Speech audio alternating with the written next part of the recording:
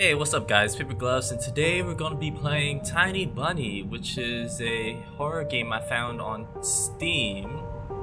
All day today I've been looking on itch.io and I couldn't seem to find anything interesting that I wanted to play, so I decided to give Steam a little bit of try, and I found this, which is, it's a visual novel, so probably if there isn't much voice acting, I'm probably going to have to do a lot of reading. But yeah, this is also just episode 1 of the game, and it was free, so that's a good thing. And yeah, when I first seen the game, I immediately thought of, you guys ever watch One Piece? It's a pirate anime, and there's this scene about where Nami gets sick, one of the characters, and they have to climb up this snowy mountain. There's a bunch of were-rabbits. Well, this is what that game reminded me about, and I thought it was pretty cool. So I think I've already configured the settings, so let's just hit new game and start it right up. Let's see what Tiny Bunny is all about. Oh, we actually have some controls down here. Oh, that's forward. I'll also be leaving the game's link in the description below if you guys want to check it out. Wind clawed at my window all night long. I'm assuming I gotta press. I gotta click, okay. It wandered the fields and howled like a hungry beast. An endless song, weaved from all sorts of voices, shrill, gentle, sneery, twined in the air. Yeah, sorry about my monotone voice. I probably don't have the best reading voice out there. They were shouting and laughing and arguing about something. Someone was running through the snow while casting long shadows that would occasionally creep close to my bed. Our house had a mind of its own, the creaky old mind of a building that had seen a lot in its days and was seemingly trying to share its wisdom with the inhabitants. The lonely house faced the forest, and the dark green thicket gazed back with its hollow eyes, rustling, whizzing, swaying back and forth. One could come out and stand at the edge of the forest to reassure themselves. There was nobody behind the crooked trees. Fuzzy silhouettes swaying in the wind couldn't possibly do any harm. Oh. If they them were-rabbits though, they could. It's just a play of light and shadow. Just a play. I knew it was just my imagination. I was already 12 after all. Still. Oh yeah, so we'll be playing as Anton, a 12-year-old boy. I think he's the main protagonist. Hey, put away your book! That's Mom. How many times have I told you not to read at the table? It's bad for your health. Look at how slouched you are.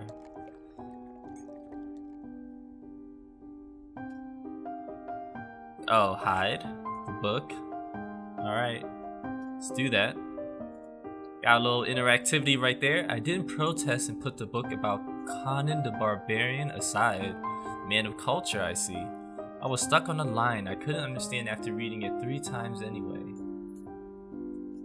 Olya had already finished her breakfast and was munching on some cookies. She was so enthusiastic, she almost looked like your typical girl from commercials. Got a little bit of cookie crumbs, or whatever that shit is, on her mouth, corner of her mouth there. You're not going anywhere until you finish all of it. I, on the other hand, was still trying to drill a hole in the plate with my eyes, as if it would make the porridge disappear. Hazy anxiousness welled up inside, all because of the previous sleepless night, the black forest around our house, and the gloomy wind. The longer I waited, the colder the lumpy white substance became. What, snow? Oh, porridge, right. It looked like a jellyfish from the Cousteau Odyssey. I love that show. I wonder how horrifying the bottom of the ocean is, or how cold the black forest is at night.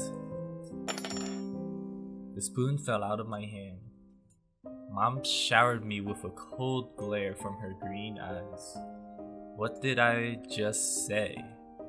I'll get it.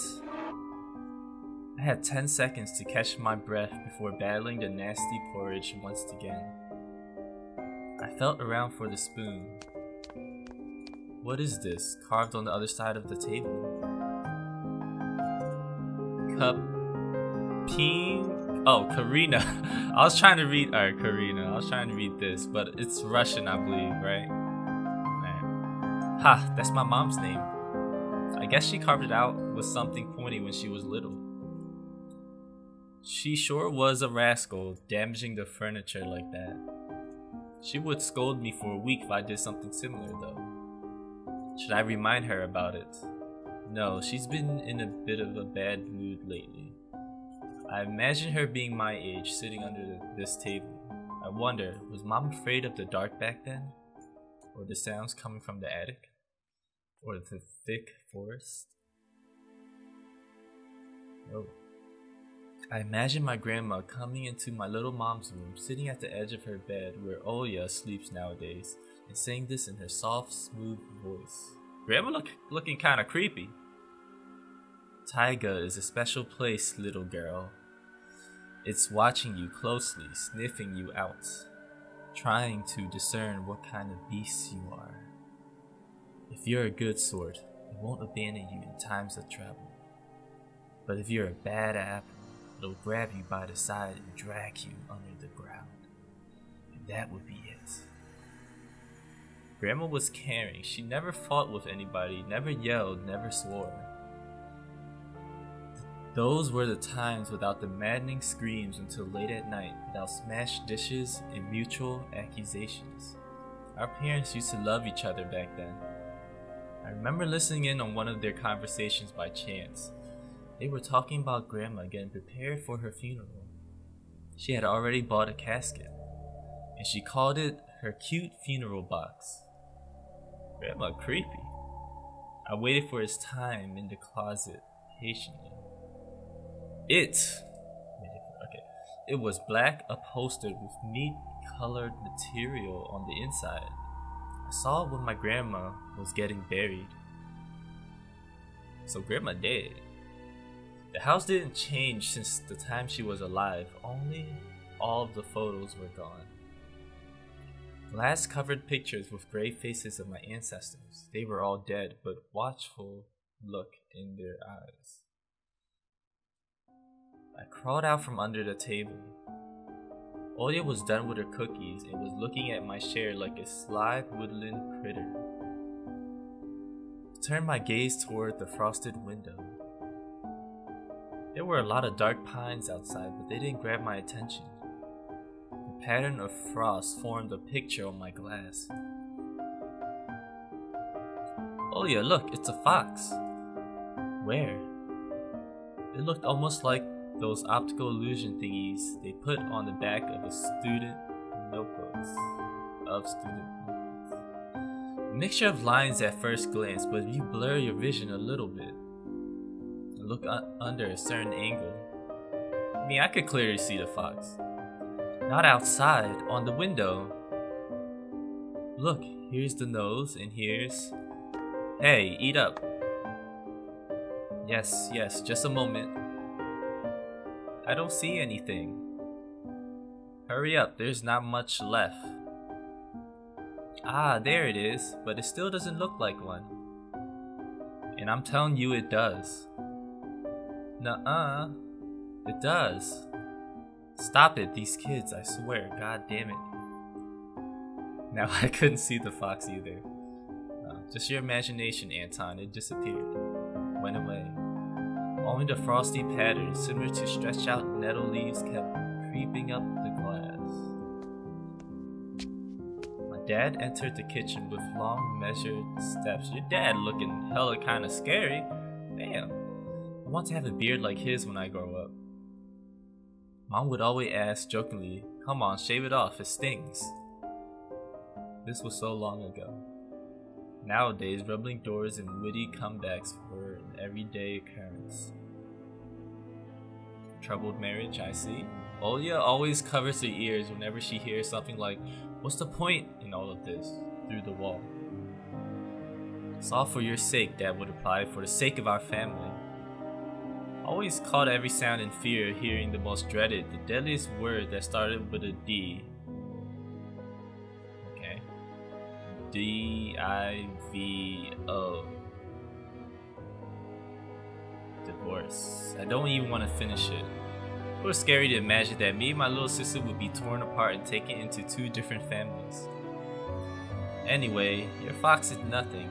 I have an owl on my window. You and your owl talk again. You said you believed me just yesterday. Has anybody seen my car keys? I remember leaving them on the windowsill. Right. Maybe you did and maybe not. You're a grown man, a father or two, and still. Karina, please stop. Just let me get ready in peace. Damn, this man has had enough of this woman. Your keys are in the basket near the phone. Oh, she knew where they were all along. Why not just tell her? Well, thank you very much. Not that I'm on the dad's side, I'm just saying. And Tom, stop making a martyr out of yourself and finish eating already. His dad's kind of the asshole to the kids though. And the owl. There was no owl. There was one. It had giant glowing eyes. Oya sprung up from the chair and placed her hands on her little face, imitating a pair of eyes with her fingers the size of an apple each. Last year you had bye-bye in your closet, and now this owl. What is bye-bye? Can we... It's underlined. Can't click on it. But I saw it. Oya shifted her gaze back and forth from dad to mom to me, but couldn't find any support. Have you thought about befriending it? You know, like feeding it with imaginary mice. Okay, he's playing along. Don't bully our girl. She's just afraid to sleep alone because she's still little. Oya pouted her lips in rebellion and rushed into the hallway. The staircase that led to the second floor creaked. Oh, mom looking kind of mad. Mom gave dad a strict look. Oh, that look in her eyes is so uncomfortable to be pinned under it. Dad just snorted in reply and left, ringing with the keys he just found. A minute passed and the theme song from The Little Mermaid echoed through the house. It was stored on incredibly worn out cassette tape, which Dad already had to glue together once. It's so easy to fix objects by gluing them back together, for example. But how do you fix a relationship? Damn, this 12-year-old deep. Mom moved to the living room and I was left alone, anxiously stealing glances at the window. There goes Oya. Oya had trouble sleeping ever since we moved to this house. She would toss and turn or curl up into a ball under her blanket. Sometimes she would jump up in the middle of the night and turn on the VCR. Cartoons helped to take her mind off all the troubles we had with the move and our parents. I wonder what this button does. Oh, we have a glossary. Bye-bye. In Slavic folklore, a nocturnal spirit used by parents to threaten their ill-behaving children. Okay, that's cool. I wonder what this is. Don't want to mess up the game. Okay, that's what that does. Menu. That's the menu. Alright.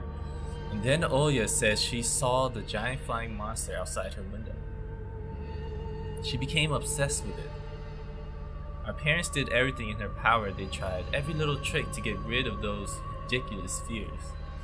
Oya refused to sleep alone and didn't believe that the owl was just one of her nightmares. Look how scared she looks. After tonight, I was unsure what to make of my sister's words, what to think of it myself. Can nightmares be infectious?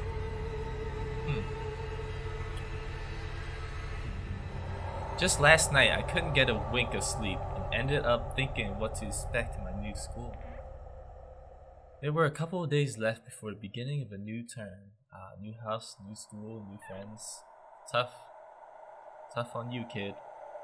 My imagination drew long, twisting hallways that led to a classroom full of kids. But all the students behind their desks were simply dark figures, cut out using a template. Circular holes gaped in the middle of their faces, and a pair of eyes blinked inside those holes. It was as if some completely different creatures were looking at me from behind the flat, black silhouettes. Their cruel glares filled with icy sneers made me shiver from head to toe. Will I survive here? Won't they gang up on me and beat me down, stomp on me with their bloody shoes? The damn school can burn for all I care. I just wish for anything to happen to it. Doesn't really matter what. I didn't want to go there that badly. Didn't want to see people who are just itching to smack me on the head, trip me up, think of a new offensive name for me, worse than the previous one. I felt like the glasses I wore made me an outsider, some sort of monster. My gaze slid across the drawings hanging on the walls. I couldn't consider myself a great artist, but Olya begged me to hang them. Drawing was the only thing that made me happy as of late. The small circle of friends I had also enjoyed my paintings. They promised to call me from time to time. Yeah, I bet that stopped after a while. Sometimes I imagine Mom picking up the phone and saying in a cold voice, "You've got the wrong number." Or, "Anton is not around. Anton is not around." I imagine my future classmates lying in their beds just like me, listening to the howls of invisible werewolves outside the— Alright, I'm starting to think this kid has some issues. Like, he didn't even go to this school yet. Like, this kid is mad paranoid. Maybe he has some sort of, like, mental illness or something. I don't know. Maybe my new classmates will like me after all. But who would ever like a boy with thick glasses? I mean, my dad used to wear glasses when he was little, and now he's married to the most beautiful woman on the planet, my mom. That's nice. The house creaked, pressed by the wind. The condo we used to live in, a 9-floor concrete building, buzzed with the neighbor's drill, mumbled with a TV set from behind the wall, cried like a baby from the big family next door. Our current house, though I can't really call it new, was completely different. It was silent and easy going during the day. Its shadows lay dormant in the corners, on the closet cobwebs, and under the stairs.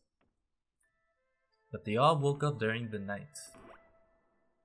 Something was watching me from every corner, almost as if the old photos of my deceased or diseased family with their ashen eyes were hanging on the walls in place of my drawings.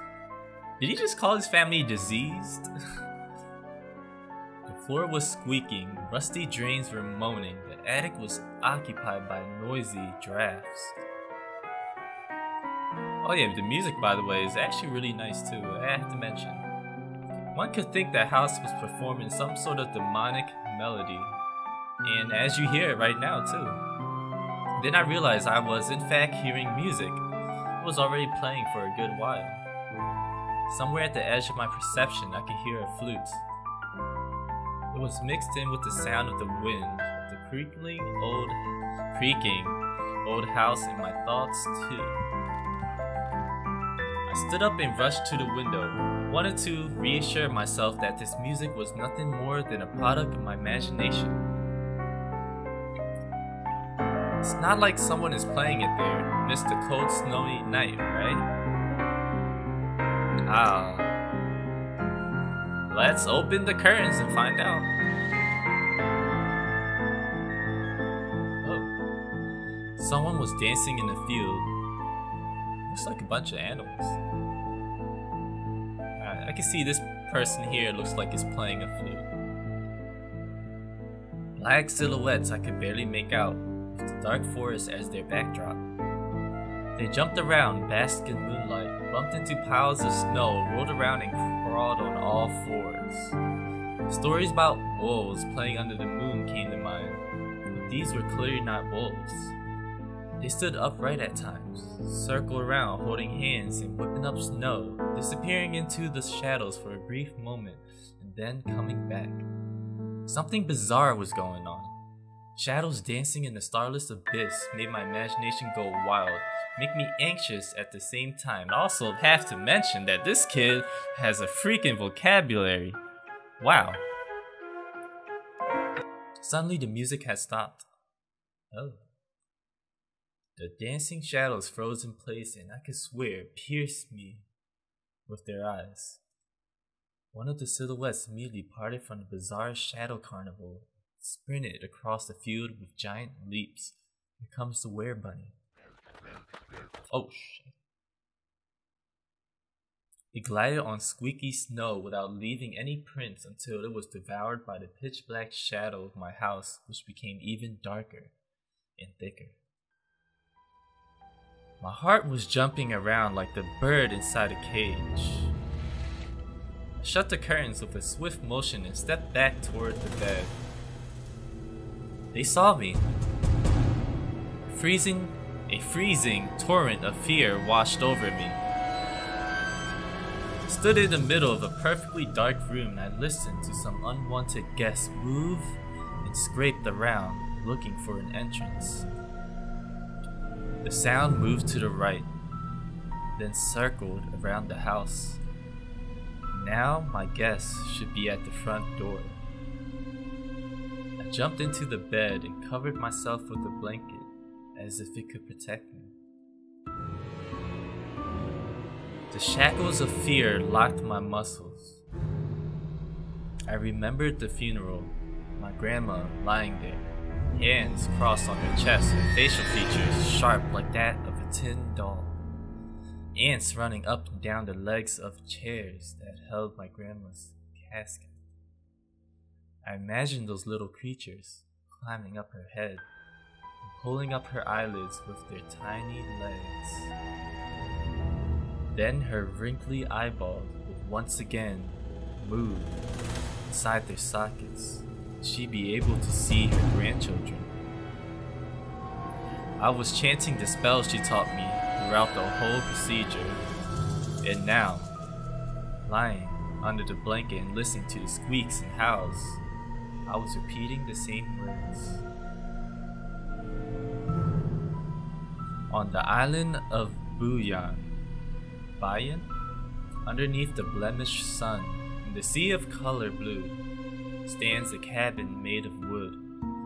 There lay lard and ashen hair, for the spawn from devil's lair, to feast and always leave alone, God's faithful servant named Anti.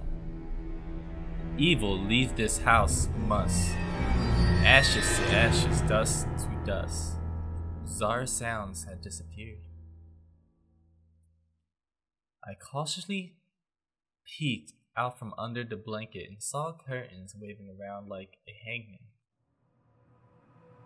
And then the night doused me with a new portion of boiling terror. The sound scratched at my eardrums. In reality, something or someone were scratching at the front door, hurriedly clawing at the wood, demanding to be let in. The door was shut. Dad had become very cautious recently and he installed a sturdy lock. I remember him staring at the forest intently as if he was looking for someone. Ashes to ashes, dust to dust. I hugged my knees, placing my chin between them, and drilled the door with my eyes. It was so flimsy and weak before the might of the darkness. And then, the doorknob twitched slightly. And then, it turned halfway, once, twice, as if the person who tried to enter had no hands. The doorknob tilted once more and then started clicking violently. My jaw cramped from fear, my wet fingers clutched the blanket. The door creaked and opened. The wind taunted me, moaning inside the tin drains. Now you'll see. The door was wide open.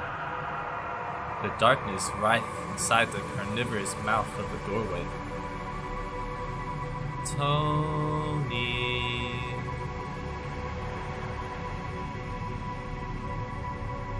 It was as if the night itself was calling out to me, flapping its black wings and squeaking with rusty hinges. I was trembling, snared by the web of darkness that hung in the corners of my room, waiting for the one who weaved it to come out of the gaping black hole.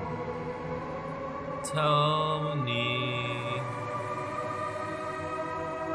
My abdomen tightened and my chest rose up, ready to exhale a desperate scream.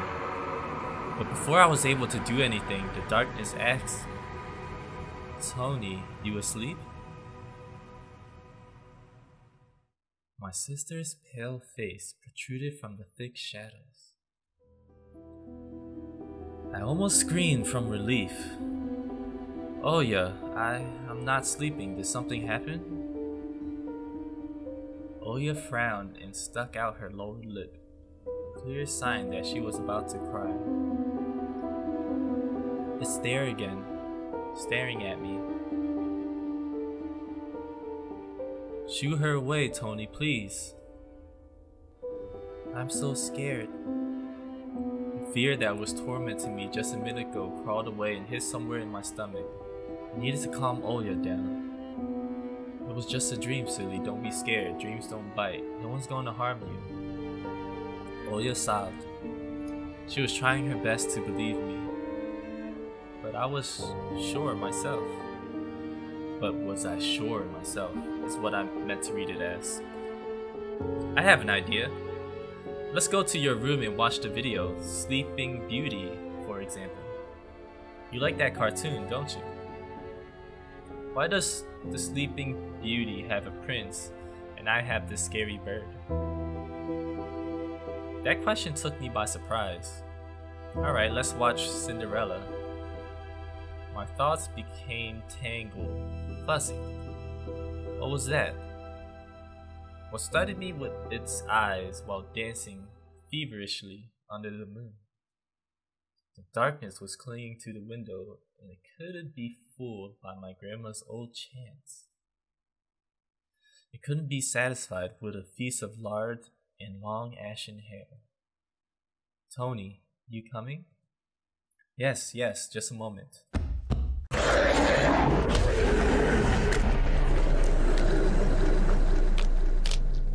Did I die?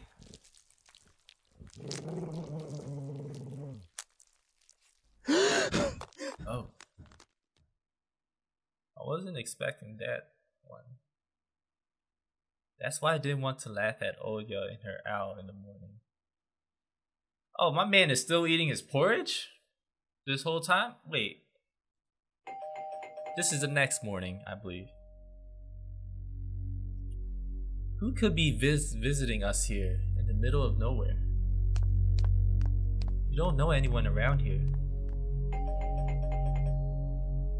So persistent. Also like to mention that the artwork, what is style, makes it feel like more code, I guess, is what I'm trying to say. You get like, it feels like the whole picture is freezing or covered in ice almost. I like the style. I'm just wanted to say that. Alright. I felt extremely unsettled just from a silly thought that our morning guests could have come from the woods. I could barely hear voices coming from the front door, and also my mouth is dry as hell. My mind was urging me to hide. In the closet, under the table, in the cupboard, behind the curtains, where Oya always hides, in the kitchen.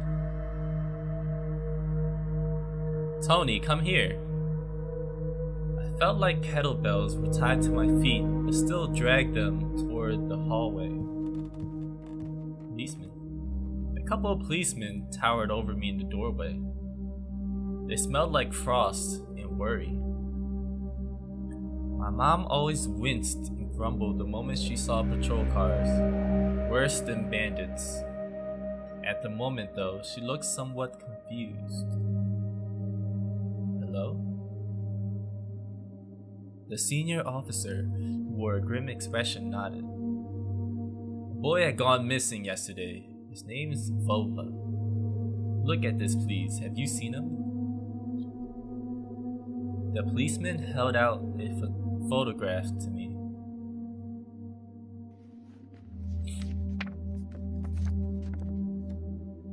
Ooh, look at a little nice kitty. There was a ginger boy around the age of elementary school, pictured with a wall of carpet as the backdrop. He had a striped cat in his hands and wore a wide smile. No, I haven't. Are you sure? Look closely. Where would I see him? I don't know anyone around here. I barely leave this house. The house. Well, maybe you've seen him from the window? That's right, your windows look straight at the forest, don't they? The window. No, I haven't seen anything. I see. He sounded tired, but his eyes, his stare, long and heavy, was full of suspicion. I squirmed unwittingly under the weight of guilt, which his giant shadow cast over me. The policeman finally tore his eyes from me and glanced over the hallway, the stairway, and the cracks in the ceiling, which I haven't noticed before for some reason. How do you like your new place, by the way? Getting used to it? Bit by bit, it's just our little daughter misses the city a lot. Misses the city, huh? Have the locals been treating you well? Yes, everything is alright, thank you. The policeman pierced through me one more time with his gray eyes. My head started spinning. Can I help you somehow? I asked that in a shaky voice to look like a polite boy and to end this unpleasant conversation sooner. Now that I think about it, you look just like one of my nephew's little fella. He's a witty boy around your age, wears the same type of goggles. Haha. Always engrossed in reading those mystery novels. Told me he wants to enroll in police school when his family visited this summer. Wanted to help other people, just like me, see? I felt uncomfortable, as if a distant relative and not a police officer stood before me. You know what? Little boys like you should stay at home, steer away from trouble. The times have changed so much. My mom interjected in a cold voice. You don't say. Ah, well then. What grade are you in, Tony boy? 6. Have you made any friends here so far? Not yet. I'll be going to school for the first time after the break. And then, I'll leave you my number just in case. Oh, then. Call me if you have any new info. The policemen were gone along with their shadows. The smell of cheap cologne and the photo of a smiling boy. His face still stood before my eyes. I wonder what it was like for him, being all alone there. For some reason, I thought of the forest swaying in the wind. What did his poor parents feel? And what would my parents do if I'd gone missing? Would they cry and thrash around hysterically? Or would they accuse each other like they always do, and forget about me eventually? Mom, this Volva, did he go missing in our forest? Seems like it. Poor child. I looked out the window at the road. The police UAZ drove off the village, and we have a new addition to our glossary. UAZ, a Soviet and Russian off-road freight passenger car brand, which was produced on the Ulyanovsk car factory. Sorry if I'm reading these wrong, guys. The officer's nephew came to mind when I was splitting off old paint from the windowsill. I remembered all the teenage mystery novels from the Black Kitty series I read this summer. Your average boys and girls investigated all sorts of mysteries there. They looked for clues, spied on suspicious people, and after a set of amazing adventures, bam, solved any complicated case.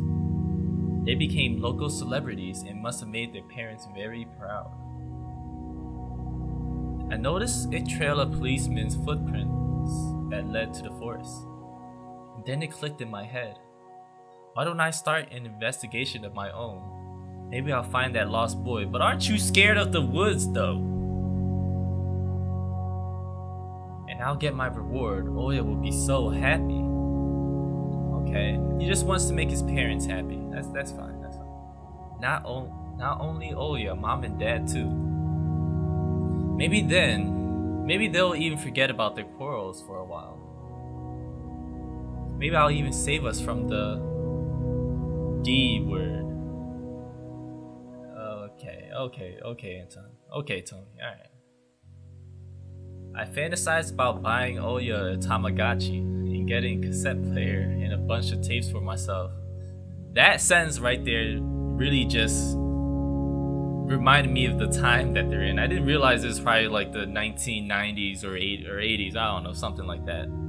But yeah, that's the time period it takes place in. And a whole box of Kinder Surprise. When was the last time my parents bought us any toys? Last autumn, I think. My dad had lost his job at the time. There's that annoying song about it. I had little to no idea what was the accountant's job like. They count money, I think. Pretty much. Neighbors used to envy us. But nowadays, mom and dad barely had money to afford sweets, and dad would always divide a single chocolate bar between me and Oya. Sometimes I gave her my share too. No matter how much I wanted to eat sweets, she was still just a pipsqueak. Couldn't wait to go out looking for clues. I'm going outside. Yeah, right. You want the police to go around with your photograph next? The forest is so thick. I'm laughing inside a little bit, like this dude really wants to go out after that nightmare he had yesterday, like for real. What if the boy got snatched up by wild animals or something even worse? Even worse echoed through the hallway. I won't go far. I'll stay away from the forest. Did you hear what I said? Or should I repeat myself? Yeah, give him the old slapping. Tony needs a couple of slaps. Better go pack your school bag or play with Oya. The sound of splashing water came from the kitchen. It meant that the argument was over and mom had the last word. Oh snap, I got some options here. What's this? Oh. The cross has seen so many people come and go into the house. It was black as if it absorbed all human sin from the long years it was hanging under the ceiling. After Grandma died, Mom was going to take it off and hang a horseshoe in its place as a lucky charm. But she cut herself with the cross sharp corner and almost fell from the stepladder. That's not a good sign. That's kind of a bad omen, I would say. Dad called it a sign from above and ordered the cross to be left alone in its rightful place. See, even Dad is saying it. Alright, so where should we go? Should we be a bad boy, go to the front yard? Should we go to the kitchen, or should we open up this little secret hideout under the stairs, which is creepy as hell?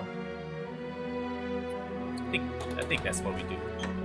Dark, stuffy closet. Mom says it smells like mice, but how would she know their smell? She hates when I stick my nose in there. She's afraid I'll cut myself on the freshly sharpened axe. And Oya can't even be lured close to it. She thinks Babai is living there. Try to help her fight her fears once.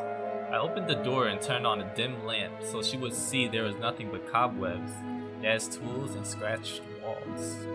She still didn't believe me. And I'd like to hide in the closet and listen to Oya count outside. 1, 2, 3, better hide from me. And then drag her feet up the creaking floorboards, hoping that she wouldn't need to look for me in the cramped monster's den. Okay, so that's that. I feel like going to the front yard would just lead us to the forest outside, so let's check out the kitchen real quick, see what Mom's doing. Alright, there goes Mom. It was difficult to lie to Mom, but there was no other way for me to run away from home. Oh, so you're trying to run away from home. What? Mom, something's wrong with the TV. The picture is dim and there are stripes all over the screen. Mom's face became visibly distorted. Ah, you're killing me here. So, have you had enough of shooting those stupid ducks now? Oh, so you're playing Duck Hunt? Told you the kinescope, I don't know that word, will go dim because of your console. Kinescope. Where will we find a TV technician in this hole, huh? Maybe it's just the settings. Please, go see for yourself. Strange, it worked fine in the morning. Maybe the snowfall caused it. Mom rubbed her hands clean on her apron and went to Olya's room. Alright, now she's out of the way, we can investigate. See what's in the fridge. See, check out the freezer. Grandma kept ice cream for me and Olya there, but now I can only see meat bits for soup and clumped together pelmeni. I grew to hate them already. What is pelmeni? Oh, we actually have a bunch of stuff I missed. Black Kitty. Okay. Cowton.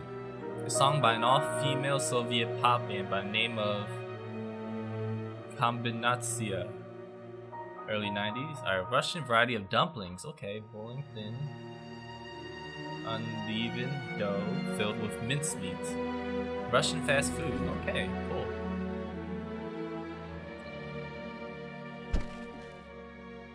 Well, I guess this is the perfect... Oh. Senior Lieutenant Tikhonov. Konstantin Vladimirovich.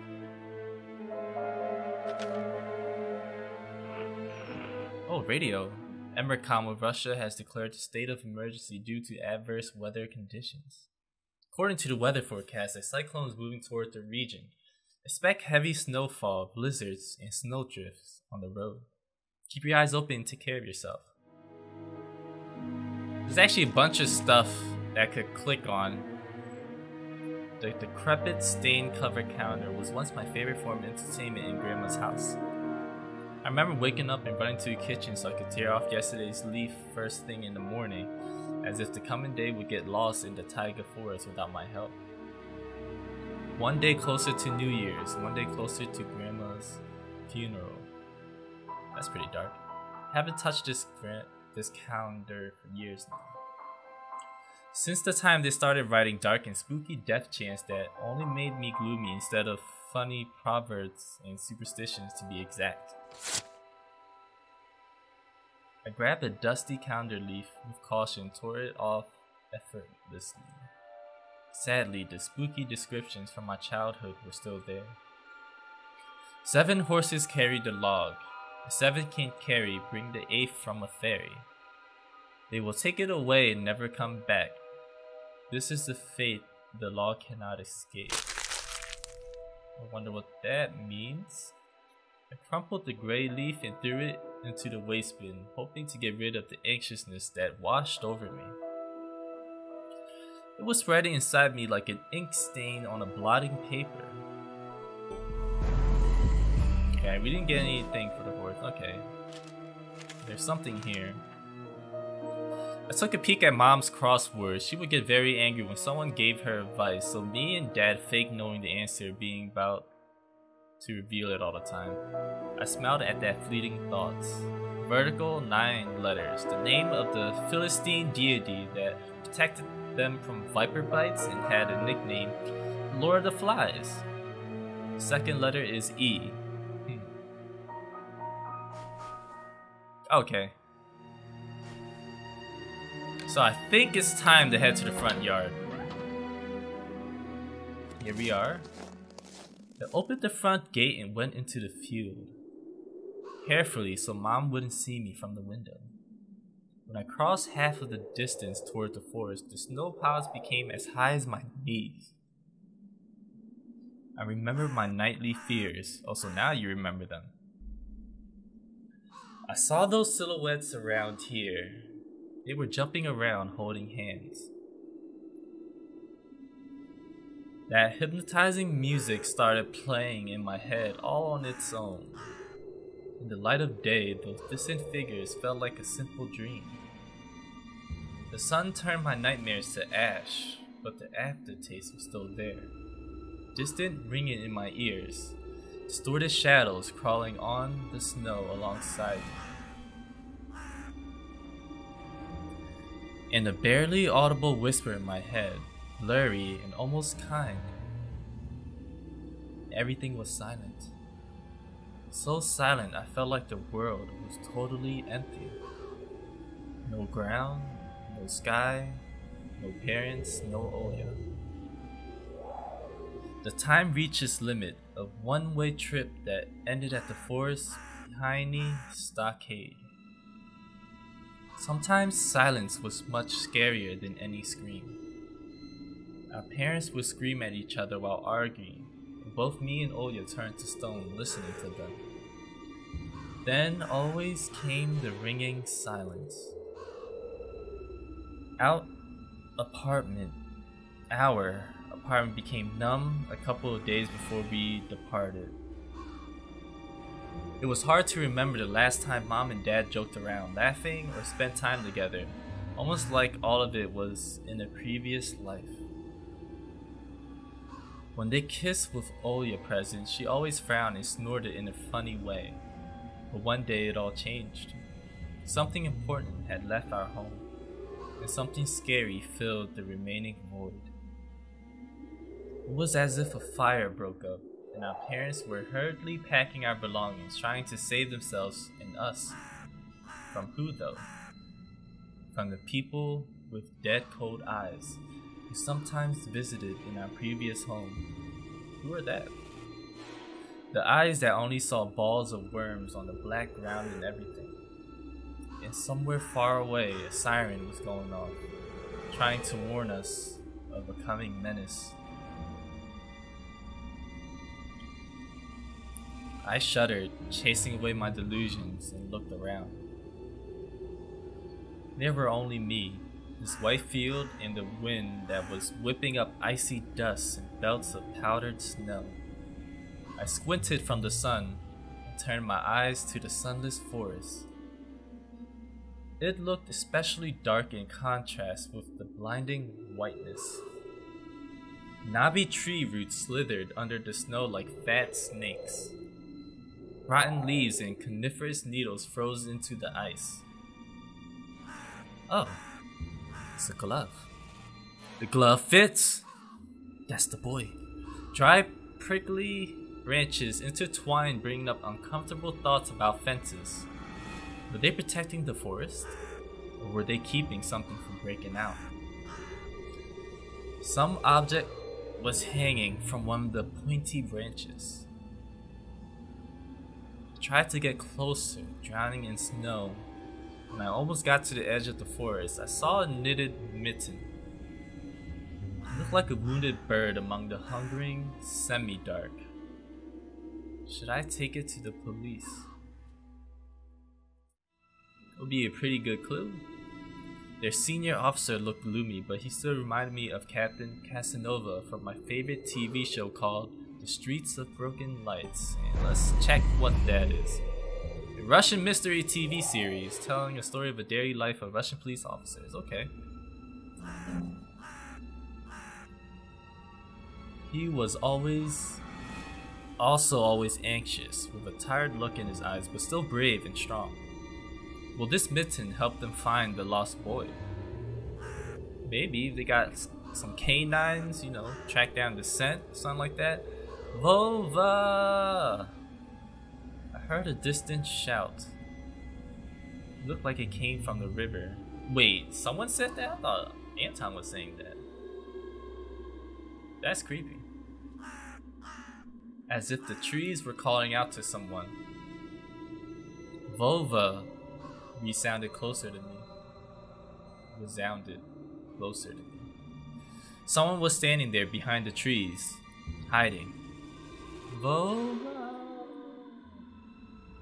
I knew someone was looking for the lost boy, but still, something was unsettling about that figure. The stillness, how it was bent unnaturally toward the ground. Its blackness.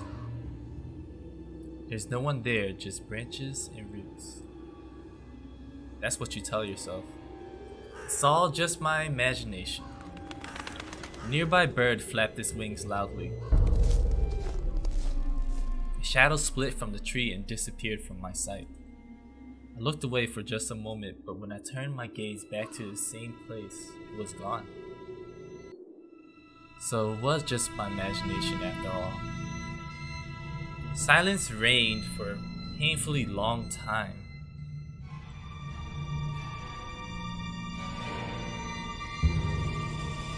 Here we go.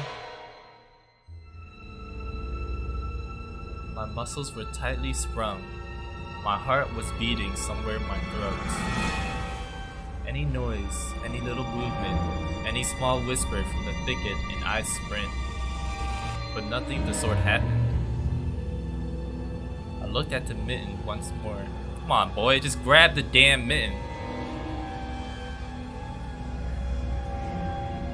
I decided to take the lonely mitten from the branch.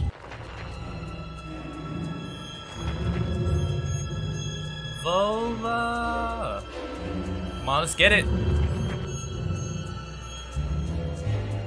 A shout rumbled across the field and dissolved into the distance. No echo, no hope for a reply.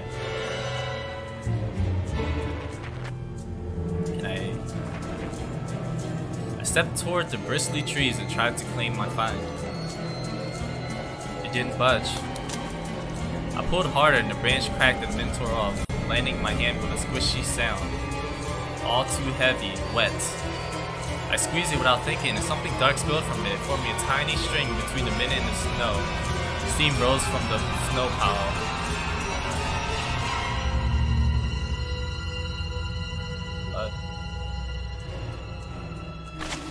I froze in place, studying my palms in disgust. Red. The sound of cracking branches invaded the silence. I didn't have to think twice before running away. Someone was chasing me from the darkness, breaking pine branches, closing the distance with giant leaps. Snow was slowing me down. Crazy thoughts flew through my mind. I'll get caught. They'll get me. I'll get dragged into the thicket. I'll be gone forever. There was one more voice, probably one of reason. It gave me strength, word beyond. You can do it. Don't stop. I heard an animal roar behind me. It was so loud my ears went numb. It felt like the sound had come from a pack of hungry beasts rather than just a single one. Their nostrils sucked in freezing air. They sensed my fear. Two giant wings flapped above my head. An enormous shadow flew over the clearing, a hoot, a wheeze. There goes the owl. The roars were coming from all directions now. From the dried up raspberry bush, from twisted pines, from under the windfall. Hurry, run, don't look back. It felt like I was inside a nightmare. The snow clearing became vicious like quicksand. Or viscous, my bad. I was stuck in place. I pulled my leg from the mushy trap just to be caught in a new one, even deeper than before. I continued to drown, sinking deeper and deeper with every desperate push. Was snow ever this sticky? I screamed in horror after realizing this wasn't snow. Someone or something in the snow pile was clutching my pants. I gathered all my strength and rushed forward. The pressure on my leg was gone, my boots slipped out of the hole, and my soles were on a hard surface again. I reached a clear path with one jump and from there ran to my house. Damn, how far into the forest were you, dude? This gloomy facade didn't look threatened now. That house was my line of defense from the shadows that flapped their wings and the creatures that were hiding under the snow. I tripped over the doorstep and smashed into the door.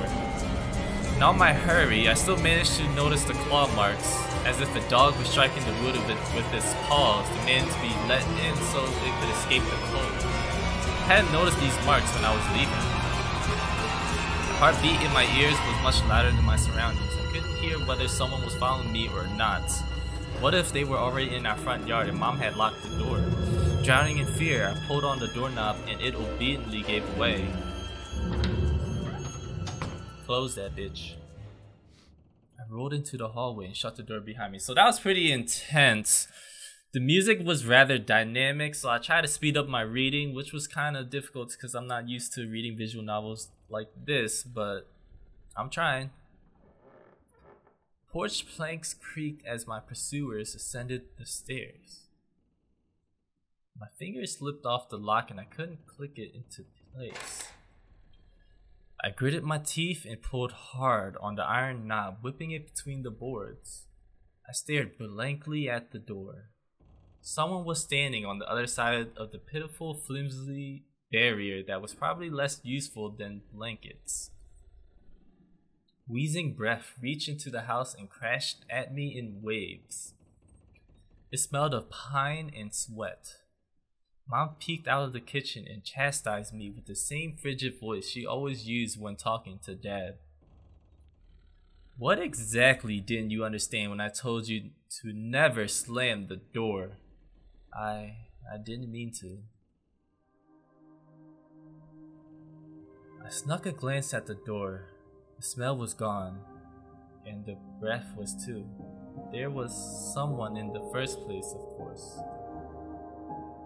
Here, mere 5 meters away from Mom, my fear was slowly weakening, melting like snow in spring, and with it, the last bit of strength I had left my body too.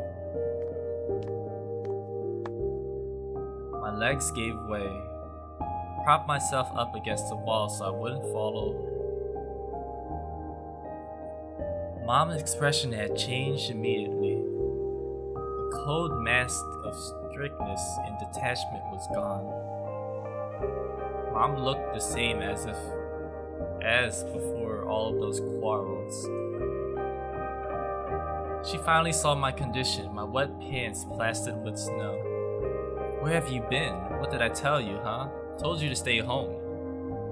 Am I nothing to you? I got afraid she would cry.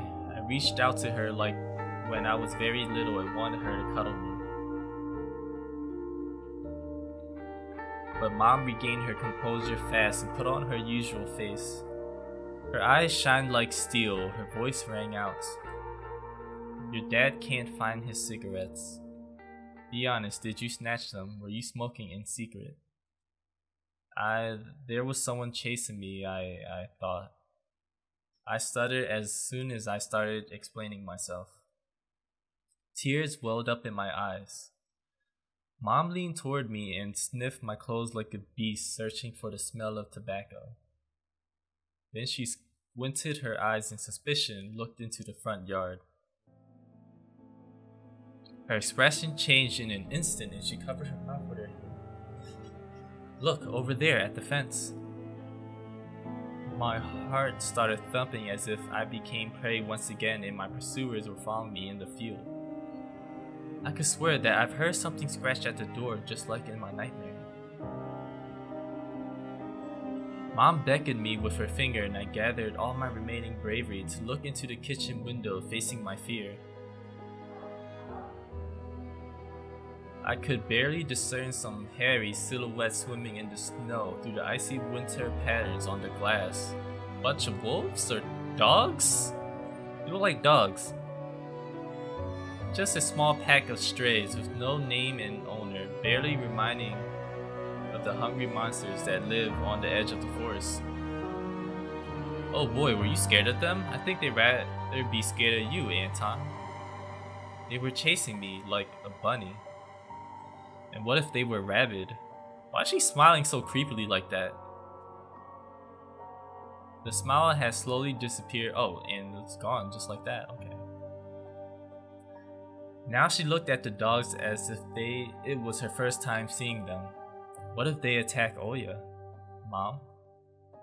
Wish your dad could just shoot them all. Wow.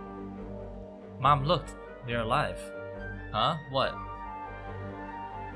Are they your friend or foe after all? Make up your mind. You're not a little kid anymore. Mom sighed in annoyance and I felt so bitter that I lowered my lip and fixed my gaze on the cobweb hidden corner. Well, some detective I am. In reality, I wasn't risking my life among monsters, but rather my pants among a small pack of stupid strays. What about the glove, Anton? And what for? What use do I have for this mitten? Of course. A dark and sticky mitten that belonged to a lost boy made a squishing sound in my hand. Seemed like I was clutching it the whole time. That's my trump card as a detective. I hurried to present this clue to my mom. Mom, look, this is Volva's mitten. And it's dripping in what the hell? Blood? Jesus. That boy the police were asking about in the morning. It's drenched in blood. I found it hanging on a tree. I can show where. Let's call the police right away like the officer had told us to. Mom, look. Ew. A shadow of doubt slowly crept onto Mom's contorted face, as if she was trying to remember something distant, like someone tries to remember their dream, but the images slip away. Stop it this moment. Oya will go insane if she hears you. She already has trouble sleeping and whines all the time, and you joke around like this. At that moment, I realized the mitten was actually wet from snow. And there was no blood whatsoever. So this kid is pretty insane. Wanted to sink through the floor from embarrassment. Come here, my boy, he cried, Wolf. Oh, don't just stand there. Come take your pills. A golden colored pill, reminiscent of a dead wasp, fell onto my palm. I already took one during breakfast. Don't talk over me. I told you to stay home and you... Dad would have given you a good whipping for that. Come on, take it or you won't be able to sleep at night and you have school tomorrow. So I had to swallow the bitter medication. Drinking it down was similarly awful water that gave off a taste of chlorine. Maybe it wasn't Volva's mitten. Maybe it wasn't a mitten after all. Just like the forest monsters. And Olya's owl. Am I going mad? What's happening to me? Maybe give the mitten to the police and they'll take a dog to sniff a mitten and then they'll sniff like one of the Lost Boys shirts and then, you know, that they can go from there. I don't know, just a thought. Either the pill had an immediate effect or my overexerted brain didn't let fear inside anymore. Serenity washed over me, bringing yawny indifference along with it. Anton, you done? See, you can do it when you try. Take off your coat. Are you asleep? No, Mom, I was just thinking. What about, I wonder? It's just something silly. Mom scrutinized me with suspicious eyes, as if she wasn't sure she was looking at her own son and not some doppelganger that came from the forest. Is everything alright? You had the same exact expression when the policeman asked you about the window. I'm alright, Mom. She heaved a deep sigh. Fine. It seemed like the house had changed. The sofa's fabric had become discolored. Fingerprints appeared on the bathroom tiles. The light bulbs also felt different, dimmer and yellower. That's the effect of the medication, then, I believe. Even the saliva inside my mouth had a different taste. A melody from Aladdin could be heard from the upper floor. Olya was done rewatching her favorite Little Mermaid episodes and switched to other tapes. I slowly changed into my home clothes, stopped before the sink and studied my reflection in the mirror, like I was trying to solve one of those spot the difference puzzles. Then I went upstairs. Jafar's and Lago's voices died down. I walked past Olya's bedroom and slipped into my own. I hope you guys don't hear me licking my dry lips as I'm reading. One of the drawers were empty. I hid the policeman's phone number along the mitten there. It would be pretty awkward if you guys heard me constantly licking my lips. This simple action drained the last bit of strength from me. I should call the police guy. I sat on the bed, and only then I noticed there was someone behind the curtains. Looks like Olya. My tired hand dropped to the sheets. Whether it was due to the medication I took or the stress I underwent, the room began to contort as if the wind was blowing the walls out like a pair of sails. The room's corners bent and undulated. The only stable thing in the whole room was the figure between the windowsill and the curtains. A flimsy piece of cloth was stuck to my hidden visitor, just like a savant of sorts. Oh yeah? Who else would be standing there? I stood up and licked my dried up lips, as I'm doing right now. Yeah, oh yeah, it's so funny. The silhouette was unmoving. It was enveloped softly by the curtains, as if there was a thick layer of darkness there, not a human being. I reached toward the curtains. Ba-dum, ba-dum, beat my heart, controlled by medication. The wind sang in the field of a chorus of voices. For a second, I wanted to return to the bed, just lie down and watch the person behind the curtain, knowing full well they were looking back at me. They're looking without blinking, waiting for me to fall asleep. Plastic rings rustled around the holder when I pulled open the curtains. It's gotta be Oya, like what the hell? Who else? Gotcha. I knew it was you from the beginning. A blindingly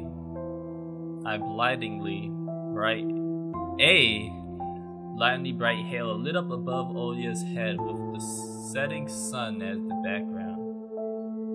My sister was shining. When she was just a baby, Dad always used to say she was shining with happiness. I always retorted, but Dad, she's not some flashlight. But I brought her to the window one day and sunlight poured on her smiling face. Felt like I was holding a child woven from light, a child of light. I saw everything. Oh, really?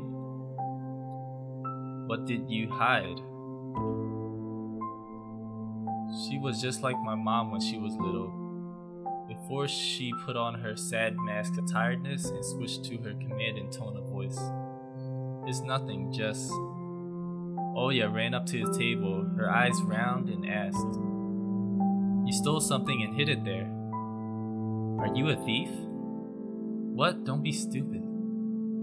I didn't steal anything." A clear image came to my mind, that mitten hanging from a tree branch.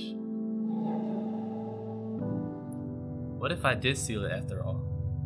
From the forest, from the tilted figure standing behind the black trees. Oya could be selfish and stubborn when she wanted. Then show me.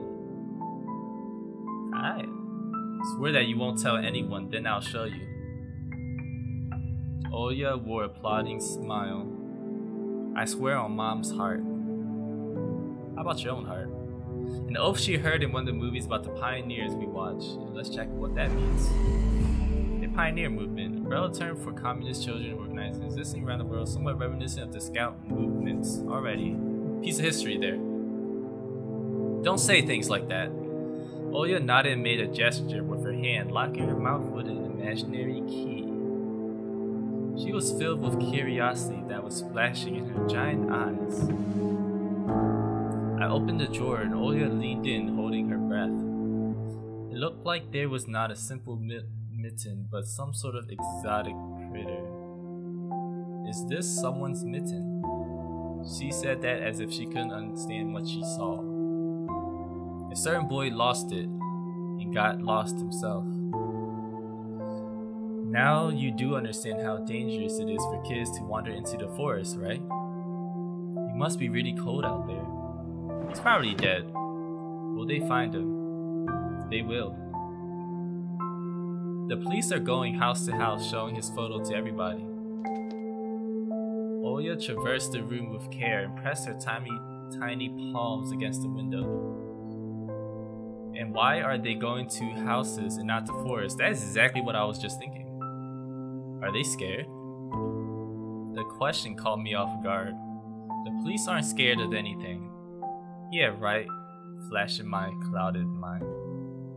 They really check every nook and cranny where darkness, cold, and whispers of icy branches dwell. If that's the case, how did they miss the mitten? Or did it appear later for me? I changed the topic. as if trying to get Olya as far away as possible from the forest thicket. We may get a reward if I go and find this boy myself. A lot of stuff, like in the Field of Wonders. TV game show. Adapted version of Wheel of Fortune. Huh. Sounds cool, right?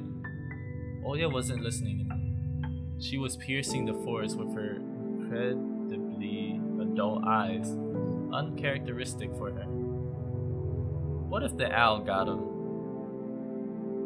Nonsense, an owl won't be able to lift a human. I mean, maybe a small child, I think it can. But you know what?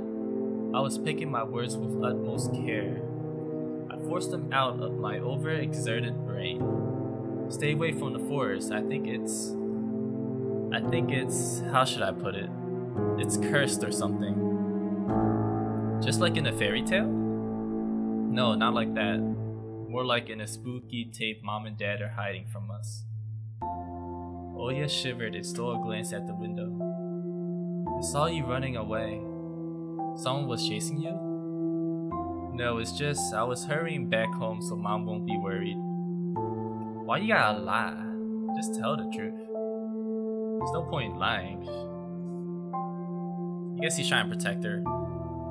As I looked at my sister, my heart was tearing apart. She was so fragile, it was so easy to stifle her light.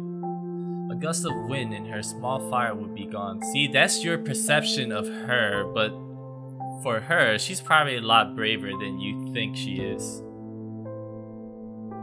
You're lucky. Mom won't even let me go outside. I'm like a princess in a tower, can't go anywhere. I'll die from boredom here. You're wrong. No one has ever died of boredom. And you have me and your cartoons, and Mom and Dad will be good to each other soon. You know what I wish for on my next birthday? I wish for Mom and Dad to turn into children so we could go and play together like we used to. Yeah, if you'd make them as small as bugs, we could place them into a little box. Olya giggled and tugged at my sleeve. Tony, let's go watch Aladdin. Fatigue won over my desire to be with my little sister. I was washed over by some sort of heinous apathy. I'm too tired, I don't want to. Come on. It's so boring alone and Mom is always busy. We can pick a cartoon you haven't seen before. I know all of our tastes by heart at this point. Not all of them. You haven't watched Peter Pan. Remember how you fell asleep in the middle of it? And so much happens after that. Let's go, let's go. Maybe a bit later. Should I tell you how it ends? Leave that for tomorrow. I won't tell you tomorrow. I know, let's play hide and seek. No, Olya. Then draw me a dino. Olya, please. Draw it, draw it.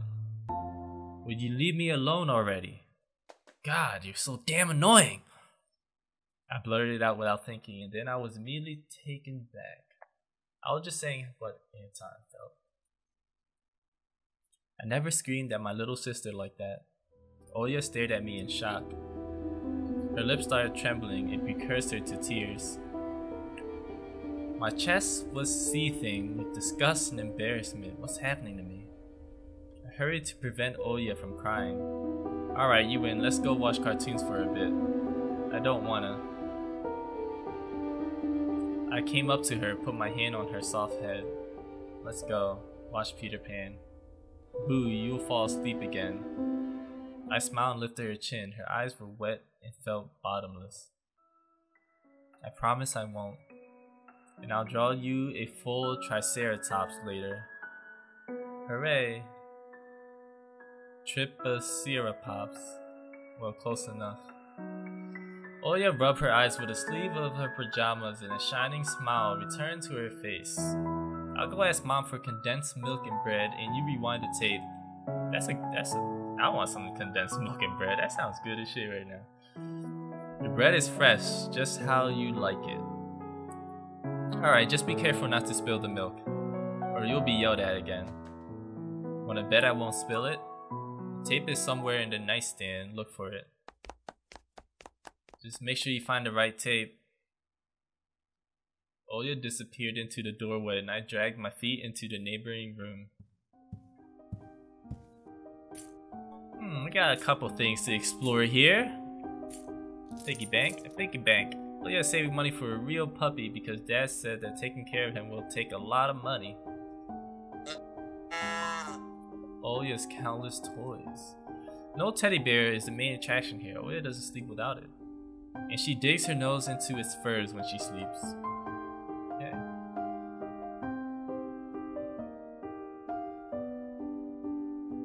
Alright, let's click this. It'll tell you what's available. Alright, this. The scary window where Oya sees the cursed owl every night lurking in the dark. Why don't you spend the night in her room, see if you can find the owl? Oya keeps curtain open during the day, but as soon as twilight comes, she shuts them tight so she wouldn't see the pair of hungry eyes outside. Alright, that's everything in this room, so let's turn on the TV. The old Photon TV was gathering dust in the corner. All that was left was clicking the button on the front panel. Oh, I hope it's Aladdin, and not some 7 days shit, you know what I mean? The tube warmed up and familiar white noise started dancing on the black screen. I almost reached out to turn on the VCR when the noise calmed down and a blurry image appeared for a moment. It was a dark taiga forest, just like the one outside my window. The picture split the screen in half. Something creepy resembling human speech was coming out of the speaker. Well, I guess he didn't find the right tape. Just a few moments later, the scenery was once again overshadowed by noise. Did it catch some rogue signal? Local TV station only really shows Soviet cartoons, and even that was pretty rare. Only just recently I used to always watch Robotech before school. It was so awesome. Maybe I should tinker with the antenna. What if I catch this channel again? On the other hand, Oya had asked me to find the tape. Wouldn't be nice to disappoint her. Oh, you didn't even put the tape in yet. But in my sleepy state, I didn't have the strength to do all of it. Okay, let's get the damn tape. Let's watch Aladdin for the 30th time. I sifted through the shelves full of dolls and blue hippos from Kinder Surprise. Found a tape I needed thanks to its shabby spine. I got the black rectangle from its box. Neverland. Oh, we're watching Peter Pan, right? The tape inside it rustled while rewinding to the beginning. The rustle was lulling me to sleep. Drowsiness attacked me while I was squatting before the TV. Images whirled in my head, me and Oya flying above the forest, tumbling in the soft clouds. My little sister is laughing, but her smile becomes more and more forced with every passing second. I noticed that the clouds underneath us part, bearing the bristly pine tops. Swampy darkness slurp among the trees. The wings are no longer able to hold us in Oya. You haven't started without me, have you? My sister brought the tray with unevenly cut bread and a whole can of condensed milk. I rubbed my eyes. No, come sit. Mom and Dad are arguing again. They're going through rough times. Rough times are lame. On the screen, Wendy was hiding Peter Pan's shadow into the dresser. Oya was entertained by the cartoonish dog Nana. Maybe Mom and Dad will buy us a dog too. Oh, Captain Hook. Yeah, right. I'll have my own dog in the Neverland, and a cat and a parrot. Oya smeared a slice of bread with a thick layer of condensed milk and handed it to me. Have you lost all of your baby teeth? Obviously. Oya frowned deep in thought. Peter Pan has baby teeth. What if they won't let you go to his land with adults? Yeah, I'm messing up my reading. Well, think of something. We'll ask for Dad to alter your age in the passport. And why would Dad forge documents? Oya took a bite from the sandwich and started talking with her mouth full. He will. I heard Mom that he did that before. You'll grow ears as big as Dumbo's. Oya got worried and touched her ear. I smiled to myself. My little sister was silent now. She just devoured bread, watching the adventures of Peter Pan, Tinkerbell, and James Hook. The dude name is James? We just called him Captain Hook. As if she got sucked into the fairy tale Neverland. To be honest, I also imagine myself there. In a land where one never ages, where no one argues over little things, and where no one listens to fights and the sound of broken plates at night. It felt like I was dreaming, with my eyes still open. Then my sister's scream pulled me back to reality. Tony, shut the curtains fast. Oh shit, the freaking owl is here. Why? No one's watching you. It's dark, and when it's dark, the owl comes. I'm scared. I got out of bed, fighting my drowsiness, and closed the curtains. Damn, I wish there was an option to open. I want to see the owl.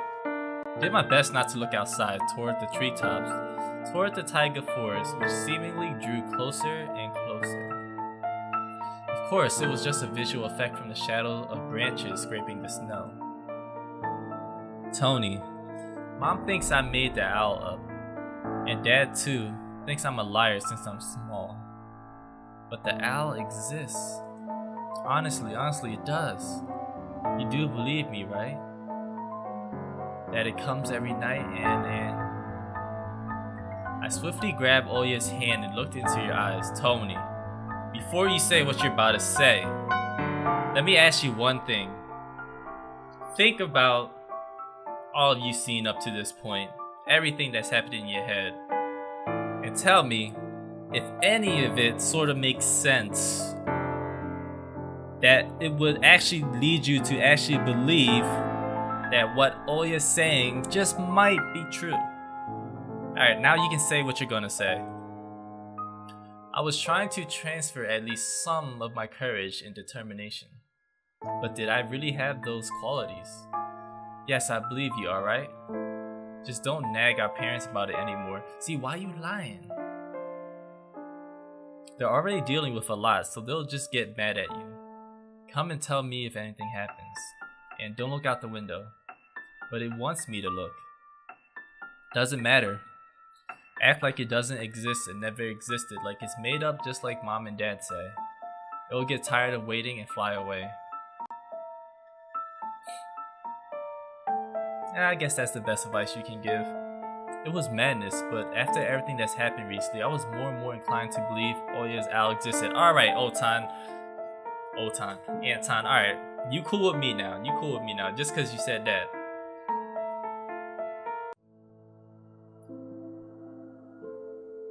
Because it will be some BS if you still don't believe your sister after all that was happening. Just adding that, that's just my 2 cents there, alright? We followed Peter Pan's adventures as if nothing had happened, as if the forest didn't kidnap kids, as if our parents weren't tearing each other apart bit by bit. Captain Hook was running away from a crocodile, and Captain Pan was headed to London on a gilded sailboat. By some miracle, I lasted longer than my little sister. Oya's eyelids had dropped. She started snorting lightly, resting her chin on the side of the bed. I stood up and left Oya's room. I was looking out the window, studying the field, when Mom peeked into my room. Well, it looks like she just walked right in. Enough playing around. It's your first day at school tomorrow. Go to bed, you should sleep properly. You don't want to be teased for being sleepy, right? Adults think everything is so simple.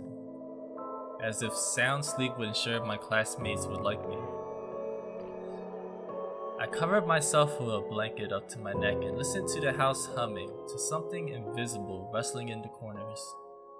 My inner voice had a question for me. Do I want to hear that mysterious flute again? Yes or no? Maybe it's just a part of growing up and I can't fully understand my own desires. The forest wailed behind the barrier like that was my walls. Some ethereal entity wandered the fields. Branches shook as if calling for me. The wind howled on and on in the night. My thoughts were like annoying flies that entered my head before becoming weak and tangled. I didn't notice how I fell into slumber. I think I read that wrong, but... Oh! Thank you for completing episode 1 of Tiny Bunny. Did you enjoy? Do you want to know what happens next? We're already working hard on the continuation of the story. So, I actually did enjoy the story. I really connect with the characters, even though it might not seem like it as I'm reading. But, you know, the characters are... Oya's pretty cute. I have to admit, she is. And, I didn't know what I was getting into, I'll admit, when I started this. My mouth is so dry right now, but I've strived to finish it for you guys, and I hope you guys enjoyed it as well. If you watched it all the way through, that's cool. If you guys ended it short, that's fine too. And when the next episode comes out, I'll probably do that as well. So thank you guys for watching, and I'll see you guys next time.